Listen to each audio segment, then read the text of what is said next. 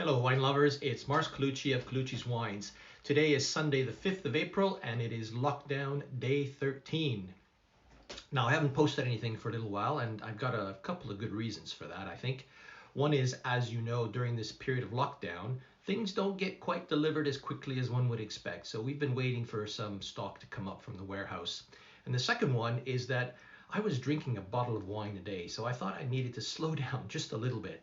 So I'm going to be doing 1 to 2 posts a week from now on until this lockdown is over. And I'll be bringing you a selection of wines each time that we do one. Now today we're coming back to this side of the ocean and we're going to one of my other favorite wine countries, which is Spain. Today we've got a wine from an area in Spain called the Ribera del Duero, which is the Duero River. And this particular vineyard is in the north, right in the middle of Spain, just north of Madrid and west of the Rioja region.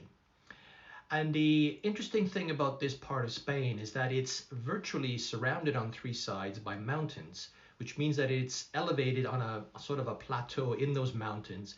And the particular vineyard that we're going to today is over 800 meters. Now that creates some very interesting wine growing characteristics, particularly because the winters are quite harsh at that altitude, but also the summers can be very, very hot and dry.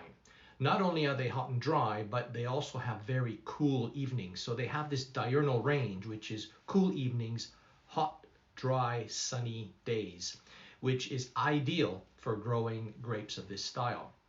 And the Tempranillo grape, which this wine is made from, just loves that kind of condition because it's cool enough in the evenings, it develops the acidity, but then the nice warm days allows the sugars to develop, and from that combination you get some wines that have some beautiful body, full bodiness, they get some good alcohol content, and you can do a lot with the wines as you're developing them. So we're going to a place called Viyuela Barrica. Now the vineyard is Bodegas Viyuela, and Barrica is barrel, and that's because this does go through some barrel aging.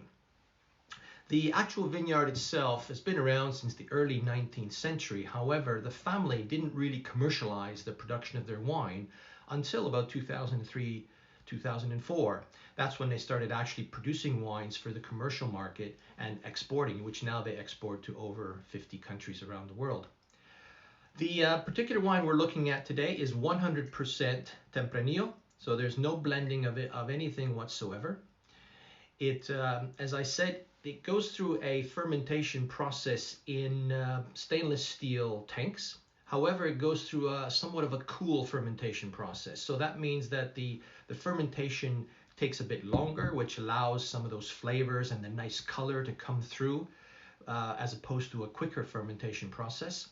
And then once it's fermented, it goes into oak barrels and it's aged in the oak barrels for 4 months. Now this gives it a couple of other different characteristics. Oak barrels tend to give it that sort of that toastiness, softens the tannins, but it also goes through another process called malolactic fermentation. And that's where some bacteria, which is present in the grape must, gets to work and starts converting that malic acid, which is that tart type acid that you get in green apples, you know, the ones that kind of really makes your mouth water when you bite into them, and converts it to a lactic acid, which is the soft acids that you get in milks. And that is what gives it that butteriness, that smoothness in the wine in the final product. So let's have a look at this wine. Let's pour a little bit out, and you'll see that it's a very, very dark color, which is, you know, initially right away it tells you that's a lovely looking wine. And you can see how dark that color is. Very, very dark colors. You know, reminds you of dark red fruits, blackberry, black plum, you know, those kind of things. You can almost feel, you can almost already sense that smoothness that's going to come out of this just by the way that it looks. It's very, very ruby color. Smells beautiful. You can smell smell those black fruits. You can smell some of the vanilla coming through, the toast coming through from the oaking. But also there's a smoothness to it because of the malolactic fermentation. Very kind of a medium type of aromas. We'll give it a taste.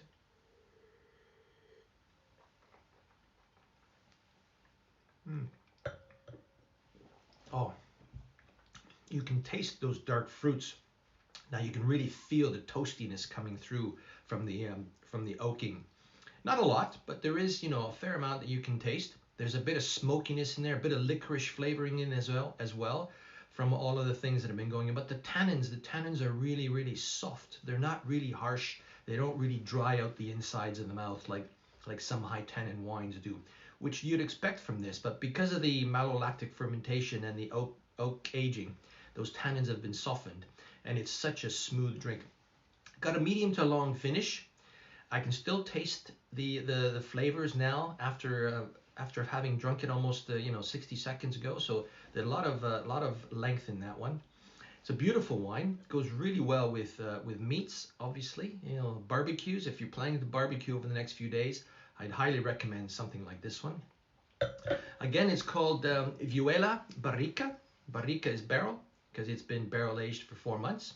Highly recommend this wine. It normally sells for between 10 and 12 pounds. We've got it on for $11.50. So if you'd like to try this one, I highly recommend you look out for one. It is a 2016, 13.5% alcohol, verging on 14. So there isn't going to be a whole lot of it available, but you can get 2017, 2018. This one happens to be a bit of an older one. And I highly recommend this for any meat meals that you're planning to have.